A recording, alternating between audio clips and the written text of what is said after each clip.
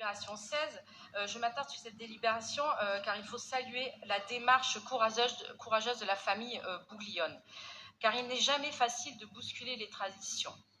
Ces circassiens sont depuis des générations, près d'un siècle, des dompteurs. À la mort d'un de leurs tigres, ils se sont questionnés sur la vie qu'ils avaient donnée à leurs animaux. Ils se sont demandé, devons-nous faire subir de nouveau cet enfermement? Ils ont fini par comprendre que les animaux n'avaient pas leur place dans une cage et qu'ils avaient été des exploiteurs plutôt que des protecteurs.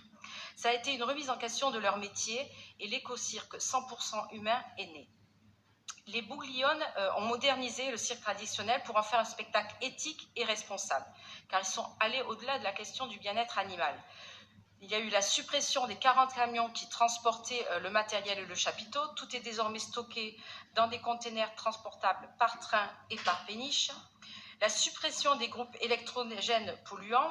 Ils se raccordent maintenant au réseau et au fournisseur Enercop, un fournisseur d'énergie 100% renouvelable, il faut le souligner. Et il y a eu une mise en place du tri des déchets. Donc nous sommes vraiment là dans une démarche globale de transition écologique.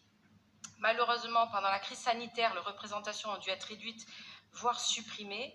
L'éco-cirque s'est trouvé en grande difficulté financière. Donc nous vous proposons d'annuler la redevance de 12 600 € relative à l'occupation temporaire du terrain de la Rastour.